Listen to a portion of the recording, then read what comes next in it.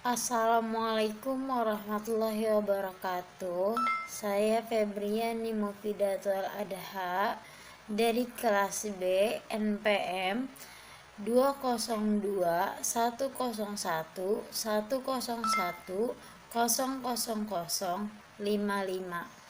Di sini saya akan menjelaskan tentang kerukunan antar sara. Toleransi dan kerukunan. Toleransi mengandung pengertian adanya sikap seseorang untuk menerima perasaan, kebiasaan, pendapat atau kepercayaan yang berbeda dengan yang dimilikinya. Namun, Susan Mendus dalam bukunya Toleration and the Limit of Liberalism membagi toleransi menjadi dua macam, yakni toleransi negatif dan toleransi positif. Yang pertama menyatakan bahwa toleransi itu hanya mensyaratkan cukup dengan membiarkan dan tidak menyakiti orang atau kelompok lain.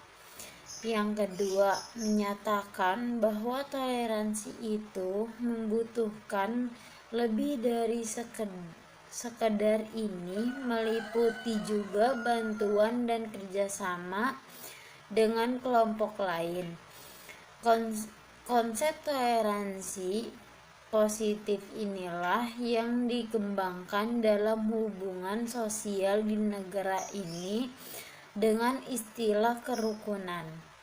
Jadi, kerukunan beragama adalah keadaan hubungan antar umat beragama yang dilandasi toleransi, saling pengertian dan saling menghormati dalam pengalaman ajaran agama serta kerjasama dalam kehidupan bermasyarakat.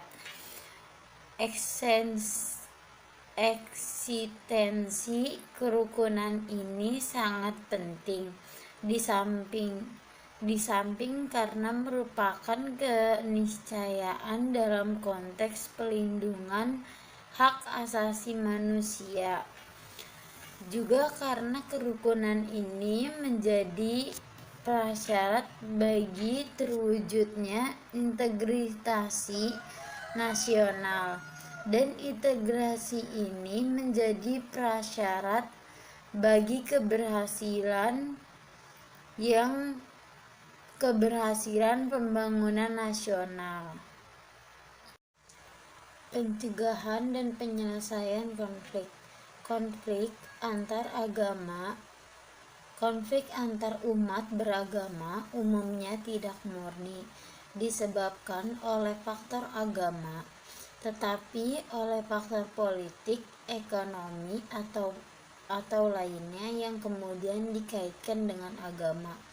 Sedangkan yang berkait dengan persoalan agama di samping karena munculnya sikap keagamaan secara radikal dan intoleran pada sebagian kecil kelompok agama juga dipicu oleh persoalan tentang pendirian rumah ibadah dan penyiaran agama serta tuduhan penodaan agama.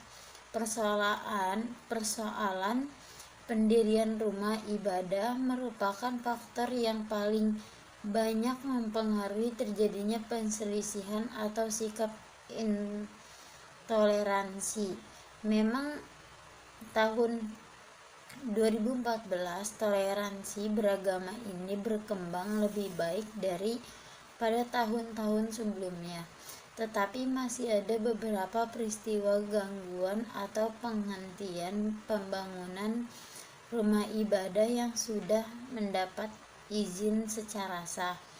Di antara kasus pendirian rumah ibadah yang kini belum ada penyelesaian final adalah pendirian gereja.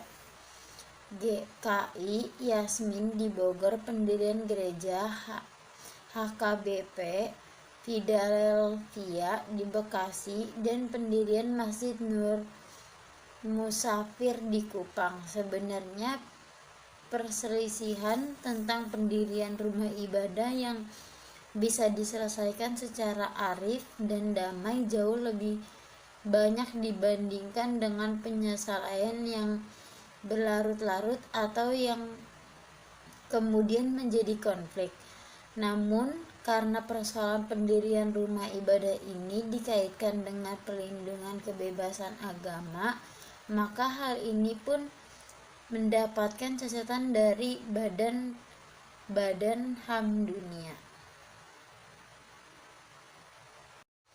Sedangkan persoalan konflik dan ketegangan internal agama, terutama Islam, umumnya dipicu oleh adanya perbedaan paham keagamaan dalam hal yang sangat membesar pokok-pokok ajaran agama dan munculnya aliran kepercayaan yang mengaitkan dirinya dengan agama Islam, serta penghinaan agama seperti kasus Ahmadiyah, Jamaah Salamullah, dan Al-Qidayah Al-Islamiyah.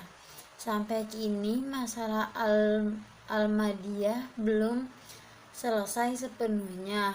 Bahkan di Mataram kini masih ada pengungsi Ahmadiyah yang ditampung di asrama Transito Mataram sejak 2006.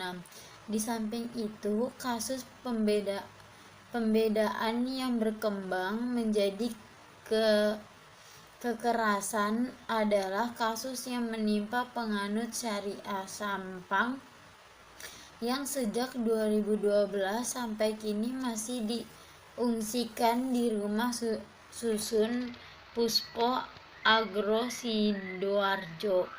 Jika kasus-kasus semacam di atas terus berlangsung, dikhawatirkan kondisi kerukunan umat beragama ini akan rusak.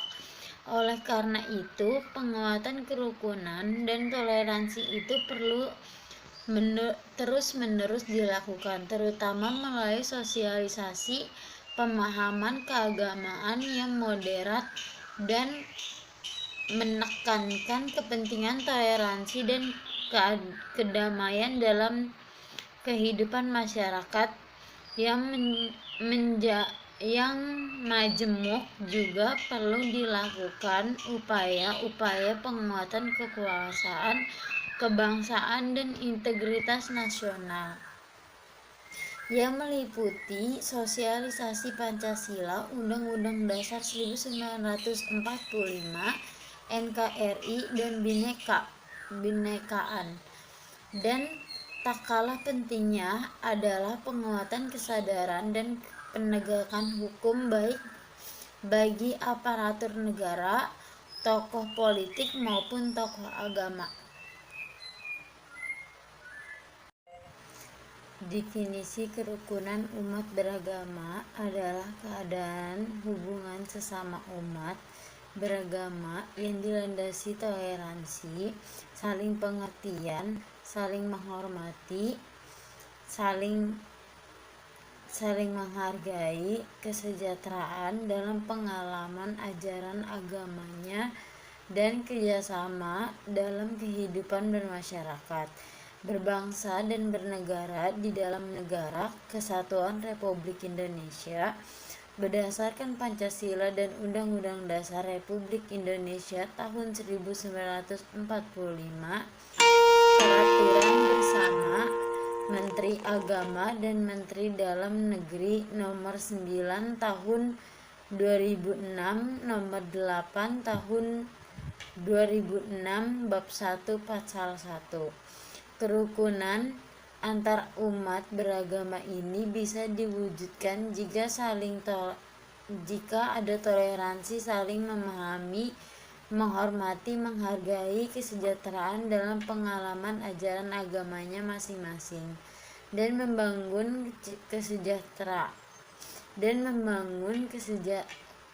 kerjasama yang positif dan produktif. Menurut Maria van der Helven, Menteri Pendidikan Belanda, dalam lawatannya ke Indonesia, menemukan kerukunan antar umat beragama merupakan kunci dalam mewujudkan civil society. Pengembangan kehidupan agama, pendidikan, dan pemerintahan yang demokratis adalah kunci pengembangan masyarakat sipil. Agama perlu diajarkan di lembaga pendidikan secara terbuka dan tidak dogmatis demi penanaman pemahaman antar umat beragama. Penguatan kehidupan keagamaan masyarakat dengan memberi kebebasan penuh dalam hidup beragama justru akan mensupport masyarakat yang lebih demokratis. Pendidikan kerukunan antar umat beragama diharapkan dapat terintegrasi seperti di Belanda yang terdapat agama Katolik, Kristen, Yahudi, dan Islam. Untuk pembangunan kehidupan sipil yang baik, pemerintah memfasilitasi pendidikan agama yang diajarkan secara terbuka dan tidak dogmatik. Siswa yang beragama Kristen sebagai agama mayoritas mempelajari agama lain atau sebaliknya, dan selain itu diadakan dialog antar agama secara ilmiah. Rektor UMY Yogyakarta, Dr. Khairuddin Bashori, bersependapat untuk mewujudkan kerukunan antar umat beragama perlu diadakan pendidikan agama dengan pendekatan demokratis dengan sendirinya. Pengembangan kurikulum bisa mengarah pada pengembangan masyarakat demokratis. Pembelajaran pendidikan agama seharusnya tidak dilakukan secara dogmatik dan eksklusif.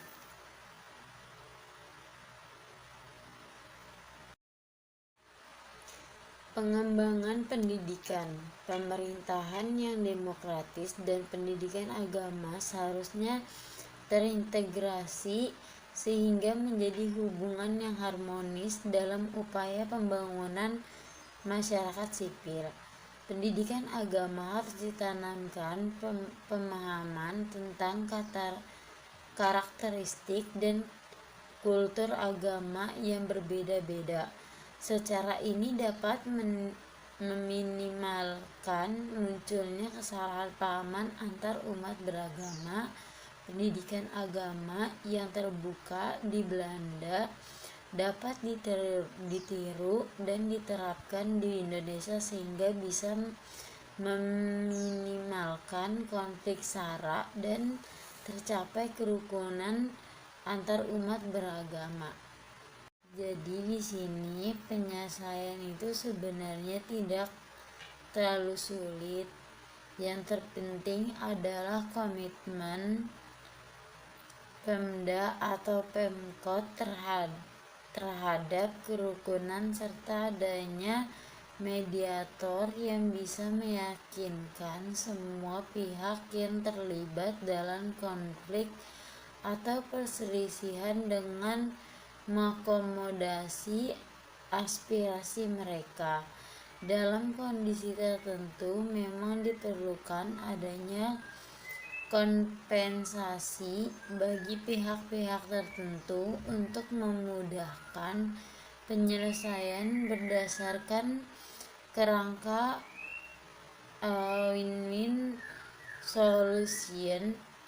Kita terhadap pemerintahan bisa menjaga toleransi dan kerukunan ini serta menyelesaikan konflik atau penyelisihan yang sebelum terselesaikan pada masa lalu. Sekian dari saya. Wassalamualaikum warahmatullahi wabarakatuh.